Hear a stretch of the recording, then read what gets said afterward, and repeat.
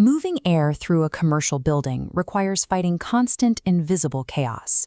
Inside a duct, turbulent airflow violently resists the path laid out for it.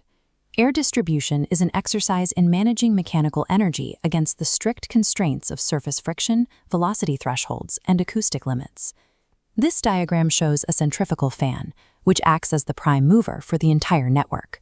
The impeller wheel and scroll casing work together to inject the exact mechanical energy required to overcome the system's resistance.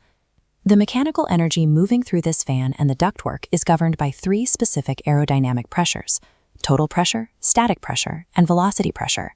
These variables are bound by a rigid equation. Total pressure equals the sum of static pressure and velocity pressure. Designing a building's airflow requires tracking the continuous conversion between this kinetic and potential energy to solve a complex thermodynamic puzzle. This diagram illustrates a simplified duct system, tracing an air parcel's path from the entry point at section 1 through the central fan and out to the exit at section 6. Looking at the pressure graph directly below the physical layout, the uppermost line tracks total pressure. Notice the absolute rule of incompressible flow. Total pressure must always decrease in the direction of flow. Examine sections 2 and 5. Because the cross-sectional area is constant, the air velocity remains entirely uniform. Consequently, the drop in total pressure is perfectly mirrored by an identical drop in static pressure. In a straight duct, this identical drop represents a pure frictional tax. Engineers calculate this exact energy loss using the simplified Darcy-Weisbach equation. The dynamics shift entirely at the transitional sections, where the duct geometry abruptly changes, like the converging, narrowing ducts shown at sections 1 and 4. Forcing a constant volume of air through a narrower space forces the fluid to accelerate. This causes its kinetic energy, or velocity pressure, to spike. Because kinetic energy spikes, potential energy must drop sharply to compensate. At section 4, the static pressure line plummets alongside a widening velocity pressure gap. Now contrast this with the diverging duct at section 3. As the duct widens, velocity drops. That kinetic energy converts directly back into potential energy, raising the static pressure. This upward slope is static regain, even while total energy continues its downward slope. This reveals a crucial engineering distinction. Static pressure loss is the irreversible tax of friction. Static pressure change, however, is simply the mathematical conversion of velocity pressure. Relying solely on static pressure to evaluate a system is deceptive. Because it actively rises and falls through mutual conversion, total pressure is the only true metric of a system's aerodynamic resistance. Scaling these micromechanics up to a multi-branched building layout introduces the concept of the critical path.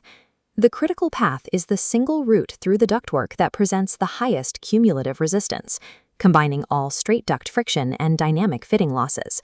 Returning to the diagram, by summing the absolute total pressure drop along this route, engineers determine the exact mechanical energy the fan must generate, visualized here by the massive vertical spike at the fan location.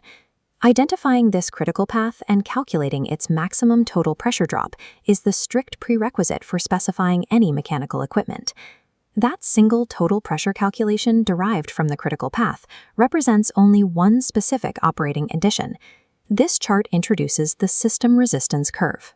It demonstrates that turbulent airflow systems possess a mathematically rigid, non-linear resistance profile across varying flow rates. The solid line marks our initially calculated design point at point A. This curve is governed by a quadratic equation. As the volume flow rate doubles, the total pressure resistance quadruples, forming a steep parabola extending upward from zero. Physically altering the ductwork, like adding or removing a 90-degree elbow, shifts the entire parabolic curve. Adding resistance creates the steeper system curve B, while removing resistance drops it down to system curve C, permanently altering the aerodynamic profile. The physical geometry of the building's layout locks the duct network into one specific quadratic resistance curve that the equipment is forced to overcome. To meet that exact resistance, we pivot from the static ductwork to the prime mover, the fan, an air pump strictly bound by aerodynamic laws. This graph charts the fan performance curve. The downward sweeping arc maps exactly how much total pressure a specific fan can generate at various volume flow rates. Overlaying this is the mechanical efficiency curve. The thickened segment along the arc represents the strict selection range, where this specific fan operates at peak thermodynamic efficiency. Look at this final chart.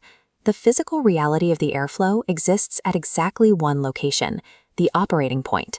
It is the singular intersection where the quadratic system resistance curve mathematically collides with the fan performance curve, ideally landing safely inside the shaded recommended selection region.